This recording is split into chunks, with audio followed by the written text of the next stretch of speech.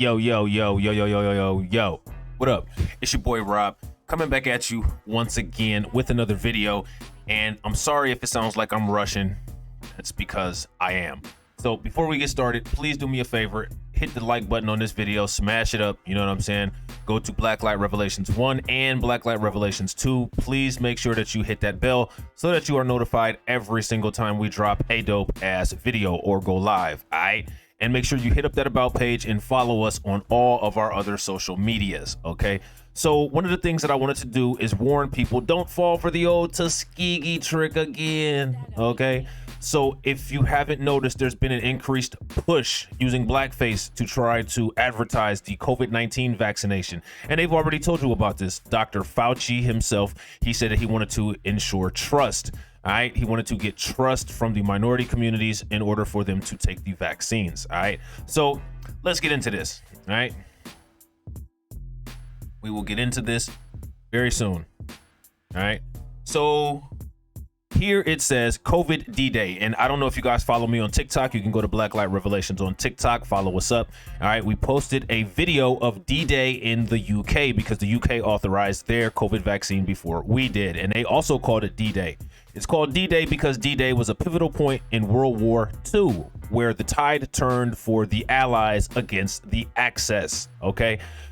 So apparently they are assuming that this will be a pivotal moment in the COVID-19 course of history, of the world collective history. And this will supposedly make a difference. Hopefully it does. We'll see. There's, you know what I'm saying, some of us who still have yet to have a positive test, which means that something's working right out there. You know what I'm saying? So, COVID, DDay, ICU nurse in New York among first in country to receive vaccination. DDay was a pivotal turning point in World War II. It was the beginning of the end, and that's where we are today, General Gustav Perna said. All right. With the prick of a needle, the battle against COVID-19 took what could be a decisive turn on Monday as the first federally approved coronavirus was injected into an American arm. Sandra Lindsay, an ICU nurse who has been on the front lines of the battle against the virus that's killed over 300,000 people in the United States alone, joined in the applause moments after the first dose was injected into her left arm. I feel hopeful today, relieved, Lindsay, who works at the Long Island Jewish Medical Center in New York City borough of Queens, said after the historic moment was live streamed by Governor Cuomo. All right, so it was live streamed through Twitter on Periscope by Governor Cuomo. And if you go to Periscope or Twitter to watch this broadcast, please make sure that you follow Blacklight Revelations and King and Queen Legends 1 and 2 over there. All right, because we actually do better live streams than Governor Cuomo. Okay, so what we're gonna do here is we're gonna go to this part right here, where this is the part where she has the needle going into her arm. All right.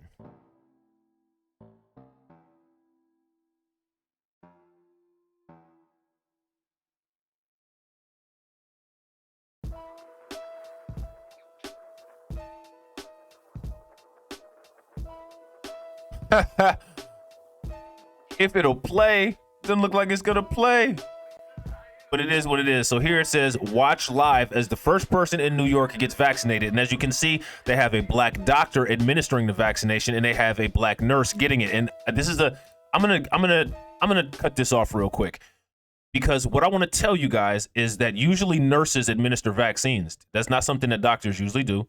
And the nurse is here. Okay, she's in this chair, and what this chair is called is called a Jerry chair. The Jerry chairs are usually used for someone who can't move. All right, so let's refresh this page here. That you won't be moving if that happens. You know what I'm saying? You won't be moving if that happens to you. So I need to refresh a couple of these, because it looks like we had some connectivity issues, because what I understand, there's a looming blackout. All right, there's a looming blackout, so make sure you guys have power. You know what I'm saying? Make sure you have some type of backup power, some type of walkie-talkie or radio system, so that you can communicate with your loved ones if necessary, because that shit may happen. All right, so let's try this one more time.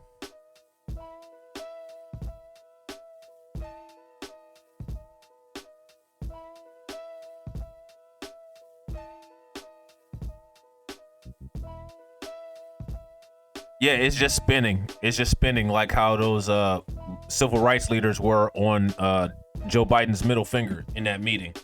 But anyway, all right, back to this. So it says, I feel hopeful today, relieved. Lindsay, who works at a Long Island Jewish medical center in the New York City borough of Queens, said after the historic moment was live streamed again on Periscope, and make sure you hit up King and Queen Legends 1 and Blacklight Revelations on Periscope as well as Twitter, because our broadcasts go live there as well. I feel the healings is coming. I hope this marks the beginning of the end of the very painful time in our history. Cuomo, whose state was among the hardest hit in the earliest days of the pandemic, hailed the vaccine as the weapon that will end the war. Now, I remember when just a couple weeks ago, Cuomo had issues with the vaccine. Now, this is interesting, right? Because one of the YouTube videos that was removed from my channel was one of the videos where Cuomo misquoted some things that Trump said, and then Trump ended up getting the backlash. And that video is gone. It's ghost. I think you can go over to BitChute and it might still be there, but it's gone. YouTube wiped it off of Blacklight Revelations 1 and Blacklight Revelations 2. I'm not even going to discuss that. You guys can go to the tweets. You can check tweet history. And like I said, you can go to Blacklight Revelations on BitChute and check out that video. Please share that video out because it's important. Clearly something is up with it if they decided to take it down. All right.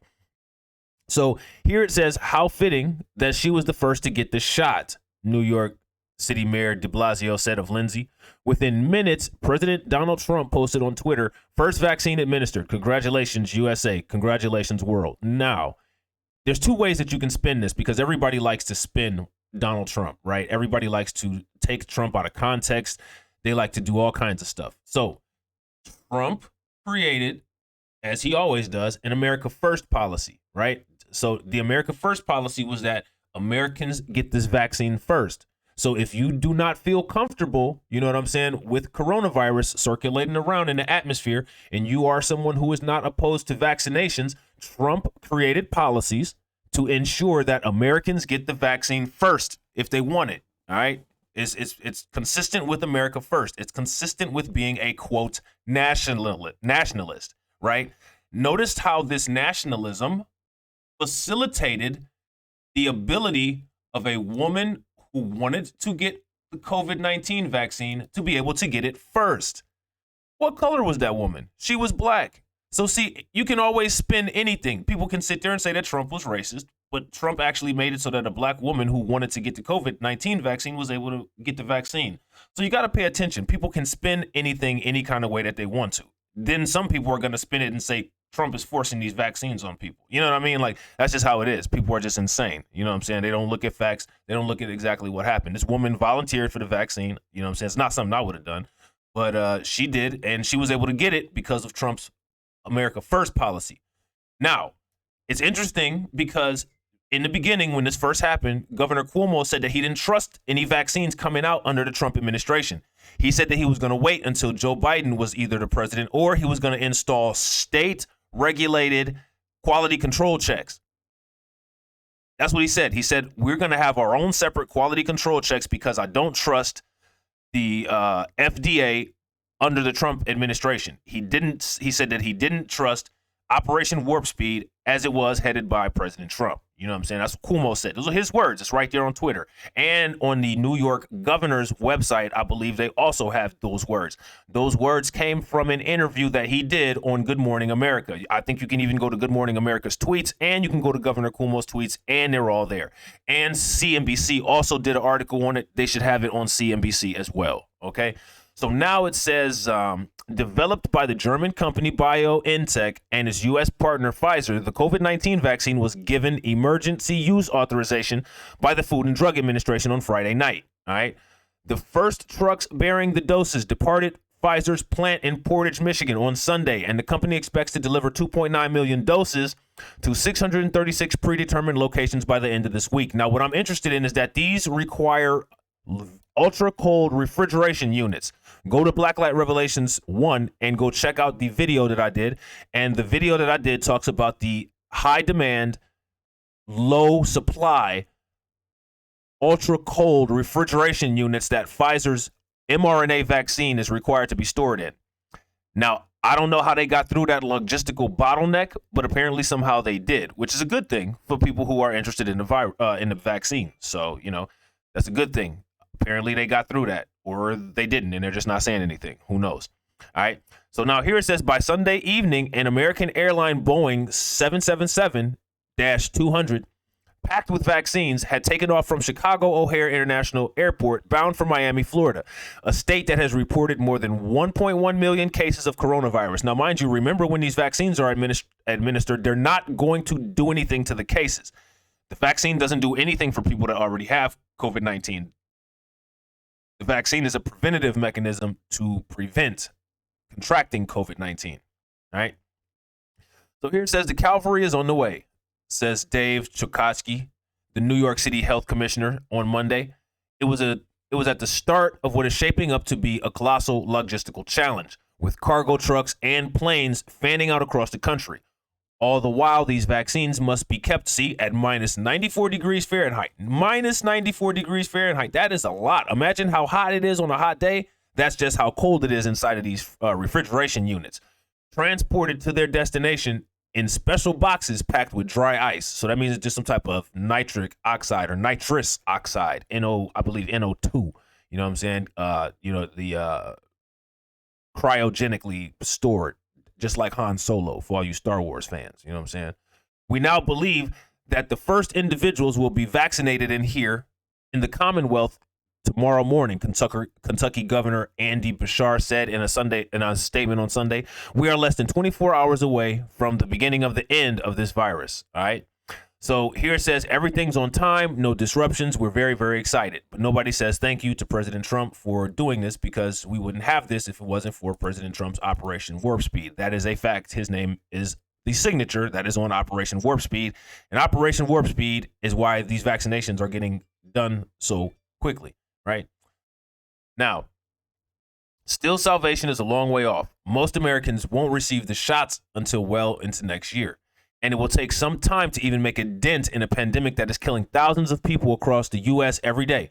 More than ever before, medical workers will struggle not only to distribute the vaccine to rural areas, but also to convince skeptical members of the public. Now, see, this is the part I'm concerned about here. To convince skeptical members of the public that the shots are safe. Now, how do they plan on doing that? All right, you see what they plan on doing right here. They got COVID-19 blackface.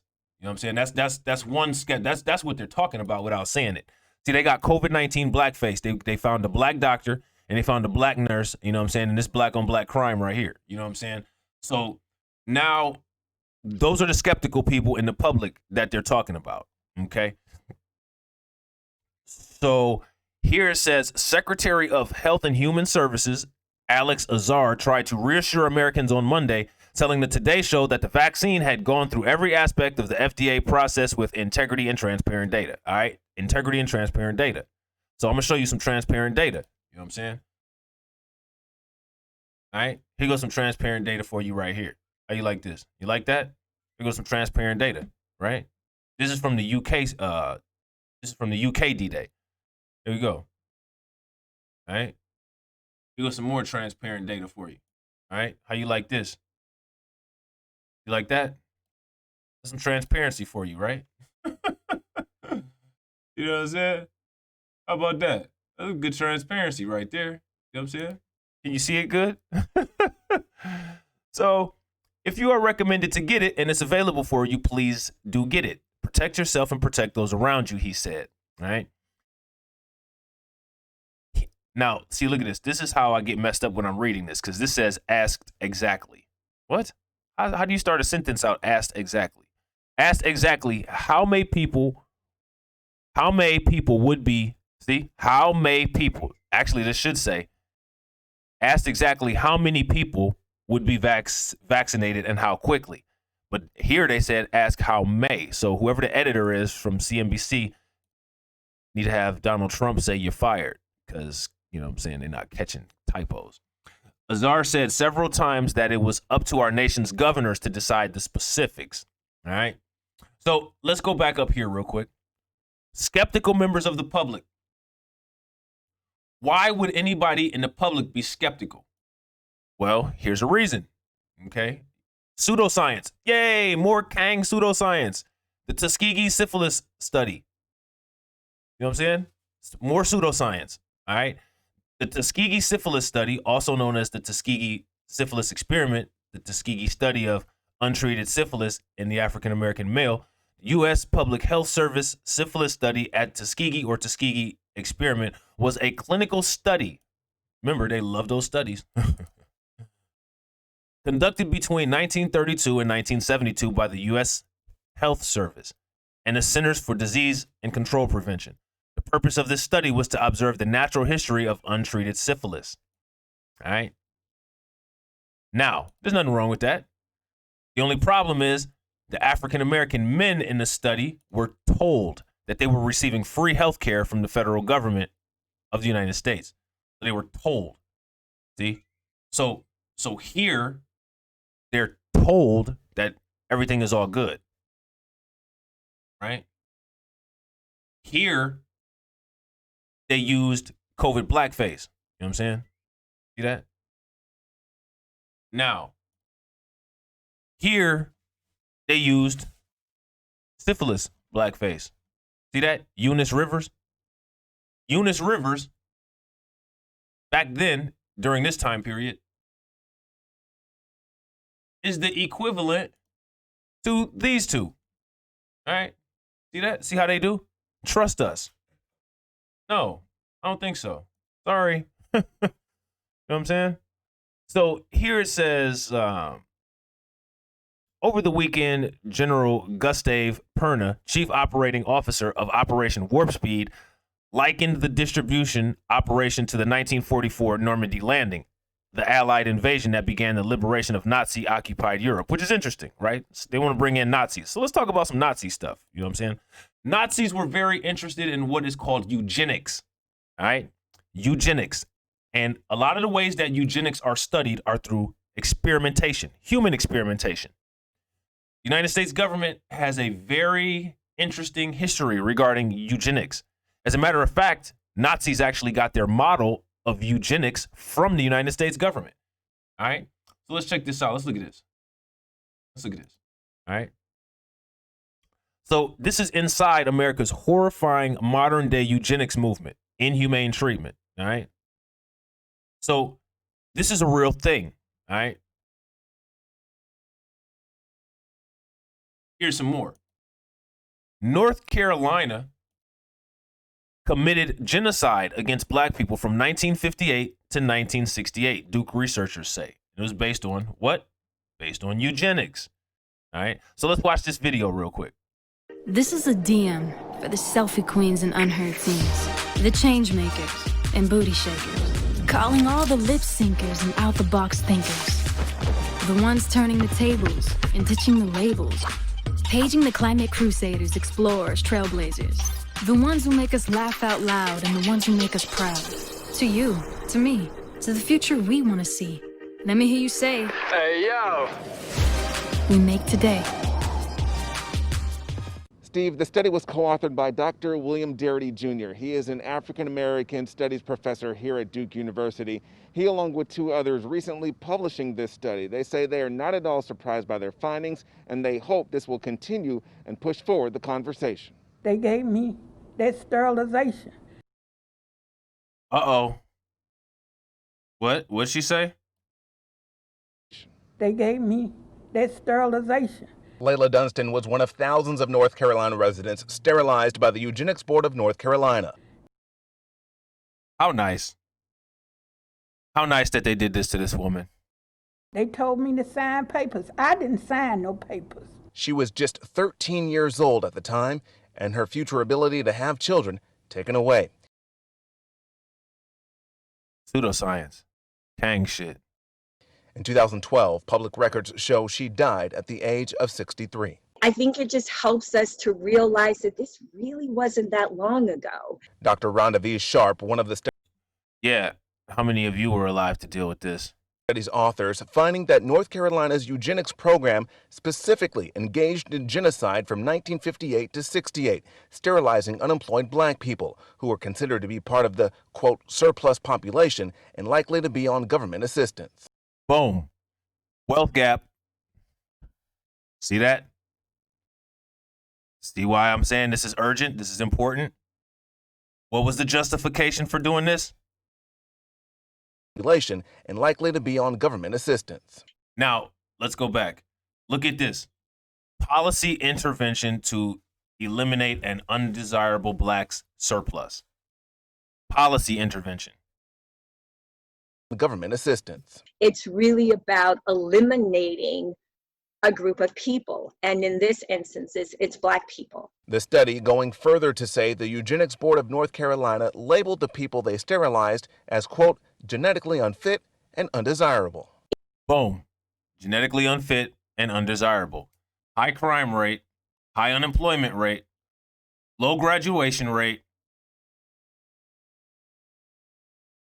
You see? This is what happens. This is why the wealth gap is important. This is why voting for the right candidate is important. Because they do create these classes. And if you fall into one of these classes, then you qualify for these studies. And the reason why they're studies is because they don't know the outcome. And they don't care about the outcome. They only care about the outcome of the test subjects because they proceed and go in whatever direction they're going with the research as a result of the outcome of the test subjects. It is very likely that there are folks who are still alive who were sterilized. It contributes to the conversation of anti-Blackness. It contributes to this conversation of Black Lives Mattering. Actually, it doesn't. Don't do that, lady. Don't do that. Don't do that. And the state abolished their eugenics program in 1977. Now, back in 2013. So they had a policy and they abolished it in 1977. Well, my parents were alive during 1977. And I was almost alive in 1977. That's 3 years prior to my birth. But this didn't affect anybody. What is this, in North Carolina? I got family in North Carolina.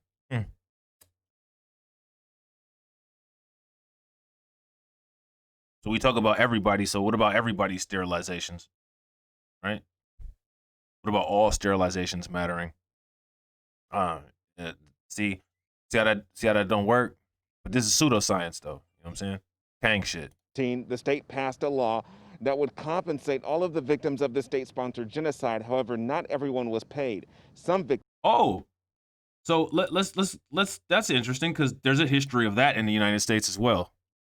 Paid. Some victims saying they felt Sterilized. It contributes to the conversation of state abolished their eugenics program in 1977. Now, back in 2013, the state passed a law that would compensate all of the victims of the state-sponsored genocide. However, not everyone was paid. So the state acknowledged that they did something wrong, created a law, said that they would pay everybody who was a victim of this, and of course, per usual, not everybody got paid. Is this a handout? I mean, it was a handout when they were handing out those syringes with the sterilization poison in it. Some victims saying they felt like the state was just waiting for them to die in order to avoid payment. That's exactly what they were doing. At Duke University in Durham, Dewan Hogard, ABC 11. All right, so there's that. All right. So quickly, here it says, Durham, North Carolina. In a recent study published in the American Review of Political Economy, authors claim the Eugenics Board of North Carolina committed genocide against black people from 1958 through 1968. The 22-page study focused on the time period from 1958 to 1968 because current litigation and accessibility preclude research and compilation of the data. Aggregate data prior to 1958 was available. However, information was not categorized by the state's 100 counties. All right. So for the most part, he paraphrased everything in here, and I'm gonna actually go back through this, and I'm gonna click some of these links and try to find some things. So this is why this is important. This is why this is important. Okay, who do they want to get the trust of to do this? They want to convince more skeptical members of the public. Who would be more skeptical?